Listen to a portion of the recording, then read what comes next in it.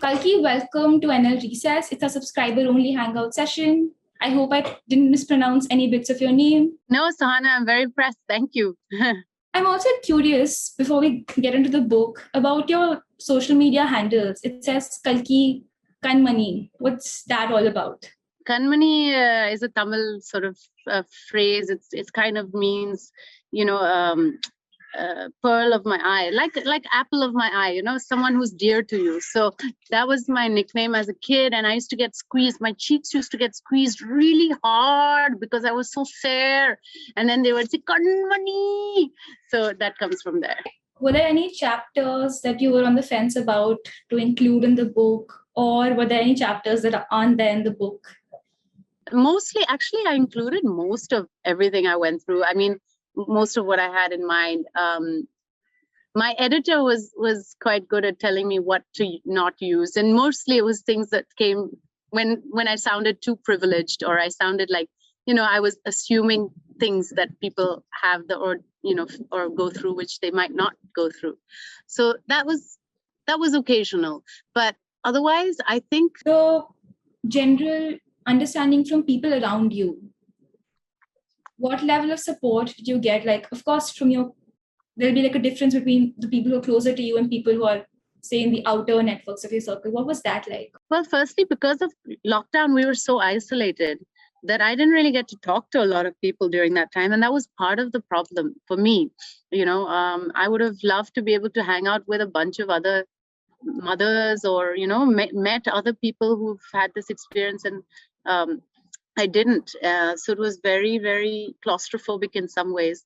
But I think I do remember Guy being aware after a point, after a few months, and seeing me just kind of zone out. I was zoned out. I was so exhausted. I was unable to do anything. In the writing process of your book, was that something you thought right before you started, that it's going to be a more collaborative experience? Because often fathers or, the non-caring parents aren't included in the process. It's really sad that there aren't more books by fathers and for fathers. So that's what made me think, actually, why don't I include Guy's perspective? And absolutely, we decided very consciously to make it a very different tone in the way we drew it. Like, these stick figures are very different, and also the way he spoke and described things are so different from the way I did. At any point throughout your writing journey, did you feel that you had a particularly hard time articulating an experience? There were many things I found difficult to articulate. The whole chapter on labor, I know what I went through. It was kind of like, it was 18 hours of very intense labor, very, very strong contractions coming in every 3 minutes. I was exhausted. But I really was like, how can I really bring this up, How can I describe it? Because sometimes it's almost like a spiritual experience. You're like, you're somewhere else. Mufat khoro, muft mein itna hi milega.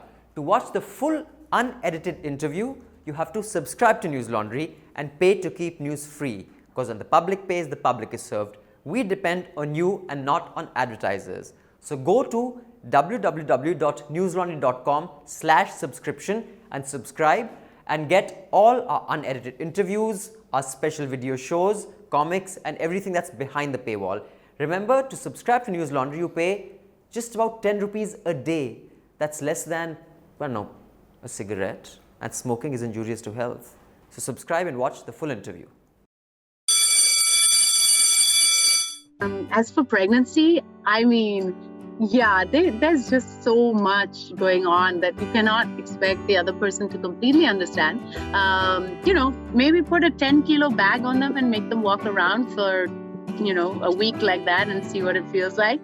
Vijay has an interesting question. Are you a Marvel or DC fan? And do you think such a complex series would ever be made in India? I love the Marvel stories. And, we're trying to do a lot of that with, our mythical stories. Do you have a favorite episode from The Crowd? There are many big ones. I think, abortion is one. The invisible work that women are generally assuming, in the domestic realm and when they have children. Living in India and having a child, not in the conventional marriage setup.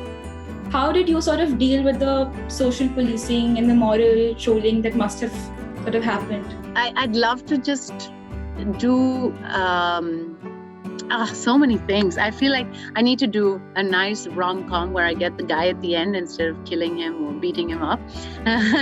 I'd love to do an action film where I learn like a cool like Krav Maga or some cool like, martial arts. At any point during writing the book, did you think that, it was affecting your mental well-being? Hell yeah. I was going nuts. It was a nightmare. Of course it's frustrating. Of course you get tired of, defending yourself or saying, this is just who I am and all of that. Just felt like, wow, there's so many similar stories and so many people are like, yes, I know what you're talking about.